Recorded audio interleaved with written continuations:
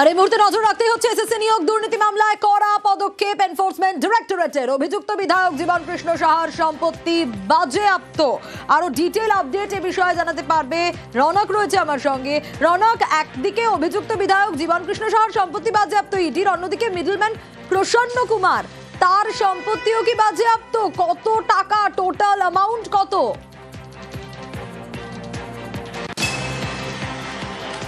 দেখো, একেবারে এসএসসি নিয়োগ দুর্নীতি মামলায় একদিকে যেমন জীবন কৃষ্ণ সাহা, অপরদিকে প্রসন্ন কুমার রায়, দুজনের মোট 57,78,00,000 টাকার অস্থাবর সম্পত্তি বাজেয়াপ্ত করলো এনফোর্সমেন্ট ডিরেক্টরেট। এবং এই নিয়োগ দুর্নীতি মামলায় প্রায় 698 কোটি টাকার সম্পত্তি ইতিমধ্যে ইডির তরফ থেকে বাজেয়াপ্ত করা হলো। এই অস্থাবর সম্পত্তির মধ্যে রাজারহাট, নিউটাউন সহ মুর্শিদাবাদ এবং পূর্ব বর্ধমানের বেশ কিছু জায়গায় এই জীবন কৃষ্ণ সাহার ফ্ল্যাট, বাড়ি, ভিড়া থেকে শুরু করে জমি কেনা রয়েছে। এই প্রত্যেক কটি অস্থাবর সম্পত্তি, যার বাজার দর মূল্য প্রায় 57,78,00,000 টাকা, এই অস্থাবর সম্পত্তি ইতিমধ্যে ইডির তরফ থেকে বাজেয়াপ্ত করা হয়েছে। বেশ,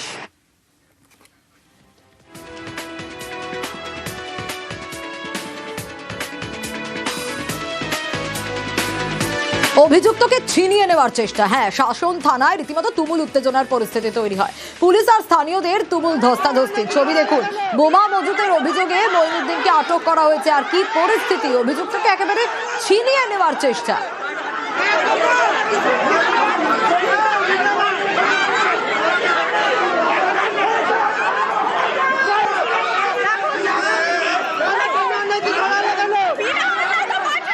জিয়াউল রয়েছে আমার সঙ্গে। জিয়াউল, পরিস্থিতি সামাল দিতে পুলিশের লাঠি চার্জ, কিন্তু অভিযোগ এক্স্যাক্টলি কি ছিল আর কেনই বা অভিযুক্তকে এভাবে ছিনিয়ে নেওয়ার চেষ্টা?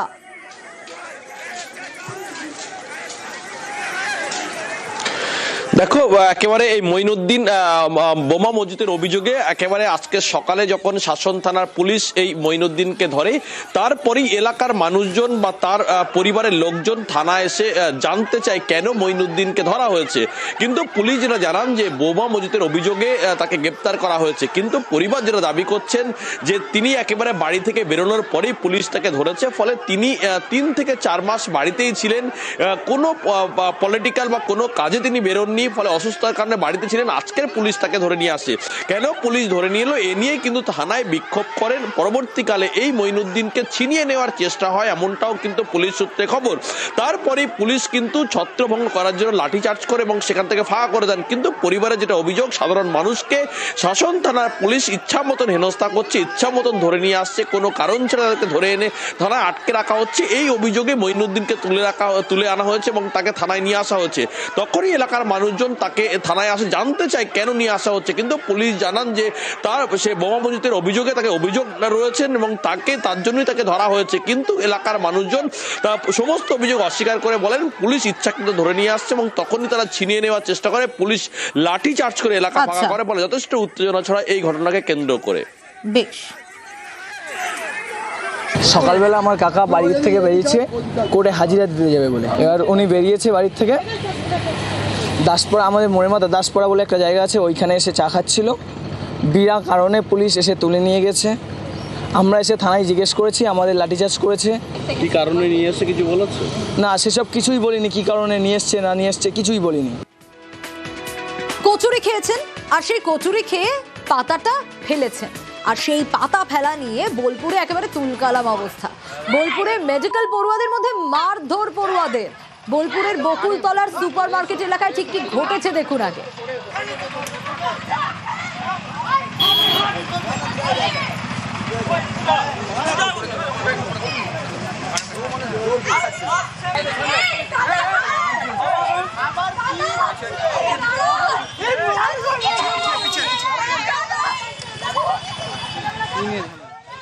ইন্দ্রজিৎ রোজ রয়েছে আমার সঙ্গে। ইন্দ্রজিৎ, বকুলতলার সুপার মার্কেট এলাকায় এই ছবিটা ঘটলো কেন? মিষ্টির দোকানে কচুরি খাওয়া হলো, তারপর পাতাটা ফেলতে গিয়ে এরকম একটা সিচুয়েশন কেন হলো?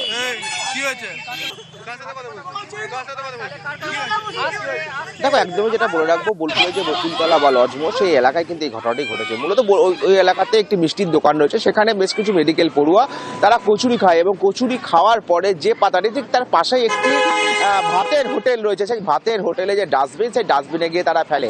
আর সেটা নিয়েই বচসা থেকেই শুরু হয়। হোটেলের যিনি মালিক তিনি কিন্তু তার যেটা অভিযোগ মেডিকেল পড়ুয়াদের যে ডাস্টবিন থেকে পাতা তুলে নিয়েছে তাদের গায়ে ছুড়ে দেয়, এবং তারপরই কিন্তু মেডিকেল পড়ুয়াদের গায়ে হাত দেয় ওই হোটেল মালিক। তারপরে আবার হোটেল মালিক ওই মেডিকেল পড়ুয়াদেরকে মারধর করে, এবং পরবর্তী সময় মেডিকেল পড়ুয়ারাও আবার কিন্তু হোটেল মালিক এবং তার ছেলেকে বেধড়ক মারধর করে। একদম সেই ছবিতেই দেখা যাচ্ছে একদম ধুমধুমার কাণ্ড, যে বোলপুরের যে লজমোড় বা বকুলতলা রয়েছে ঠিক সেই জায়গাতে এই ধরনের ঘটনা ঘটেছে। যদিও এখনো পর্যন্ত পুলিশের কাছে কোনো অভিযোগ কিন্তু দুই পক্ষই করেনি।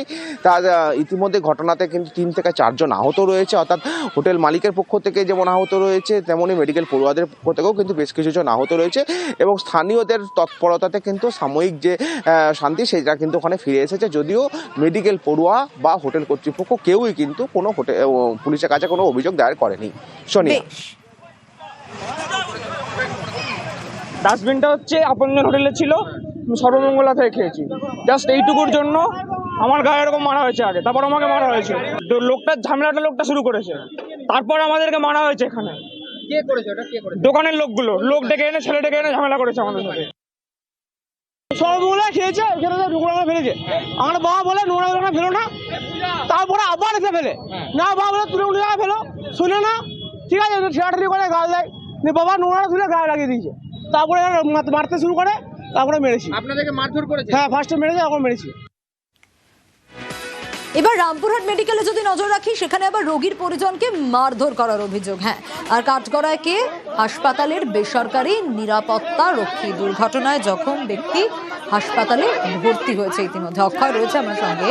অক্ষয়, রোগীর পরিজনকে মারধরের অভিযোগ বেসরকারি নিরাপত্তা রক্ষী হাসপাতালের কাঠগড়ায়, কেন এই অভিযোগ? ঠিক কি ঘটেছে? হাসপাতাল কর্তৃপক্ষই বা কি বলছেন?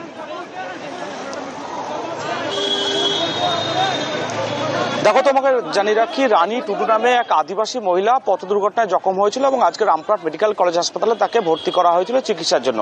এবং আজ ঠিক দুপুর 1:50 নাগাদ তার এক আত্মীয়, রোগীর আত্মীয় রঞ্জিত সোরেন, সে হাসপাতালে ঢুকছিল দুজনকে নিয়ে, সিটি স্ক্যান করানো প্রয়োজন সেই কারণে। তবে সেখানে নিরাপত্তা রক্ষীরা বাধা দেয় যে ভিজিটিং টাইমের বাইরে তাদেরকে ঢুকতে দেওয়া হবে না। তখন বচসা শুরু হয় এবং রোগীর যারা পরিবারের সদস্য বাকি তারা তখন অনুরোধ করেন যে সিটি স্ক্যান করতে যেতেই হবে, তার কারণ রোগীর কাছে কেউ নেই। তবে নিরাপত্তা রক্ষীরা কোনো কিছু কথা শোনেন না এবং দুর্ব্যবহার শুরু করেন, তেমনটাই অভিযোগ।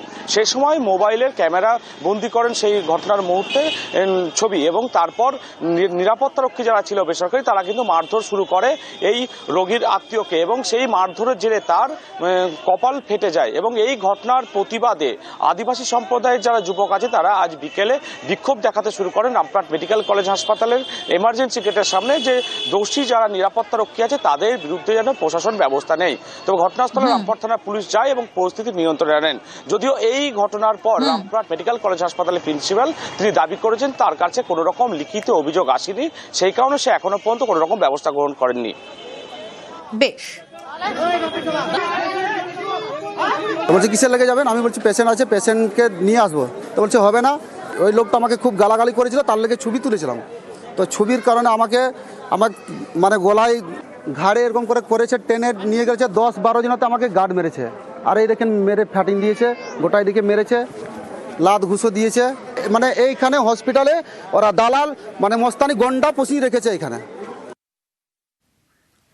আচ্ছা, বহু ক্ষেত্রে তো আমরা দেখি যে যানজট আর তার জেরে হাসপাতালে সঠিক সময় পৌঁছানো যায় না, অ্যাম্বুলেন্স দাঁড়িয়ে থাকে বা রোগী দাঁড়িয়ে থাকে, পৌঁছতে দেরি হয়।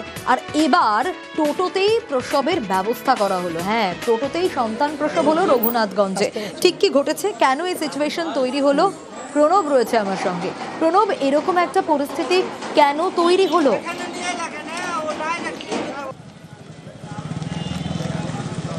দেখো, সাবিনা খাতুন নামে এক মহিলার প্রসব যন্ত্রণা নিয়ে জঙ্গিপুর মহকুমা হাসপাতালে ভর্তি হওয়ার জন্য আসছিলেন টোটোতে চেপে।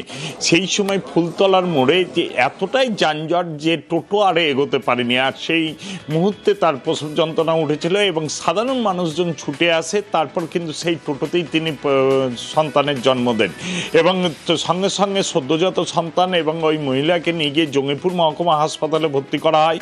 এবং এলাকার মানুষের অভিযোগ যে এই তোমার ফুলতলা থেকে অমরপুর পর্যন্ত প্রায় 3 কিলোমিটার রাস্তা দিয়ে প্রতিদিন হচ্ছে নিত্যদিন তোমার যানজটে ফেসে থাকে এবং সাধারণ মানুষ হয়রানির মধ্যে পড়ে। এবং সামনেই যেহেতু হচ্ছে জঙ্গিপুর সুপার স্পেশালিটি হাসপাতাল থেকে আরম্ভ করে এবং শহরের ভেতরে ঢোকার সেইখানের মানুষকে প্রতিনিয়ত কিন্তু এই দুর্যোগের মধ্যে পড়তে হয়, যানজটের মধ্যে পড়তে হয়। যদিও এলাকার যিনি বিধায়ক রয়েছেন জাকির হোসেন, তিনি দাবি করেছেন যে এই 4 লেন তৈরি হওয়ার সমস্ত রকম ব্যবস্থা হয়ে গিয়েছে, টেন্ডারও কয়েকদিনের মধ্যে হবে, কাজও শুরু হবে। তবে এই যন্ত্রণা থেকে কবে মুক্তি পাবেন শহরবাসী কিন্তু সেটাই জানতে চাইছেন। বেশ, জামে হালকা জামে ছিলাম তার মধ্যে হয়ে গেছে, যাক আল্লাহ ব্যাপারে ভালোই করে। কি ছিলেন, কি হয়েছে? এখানে আমার শ্বশুর বাড়ি নিয়ে আসছিলাম।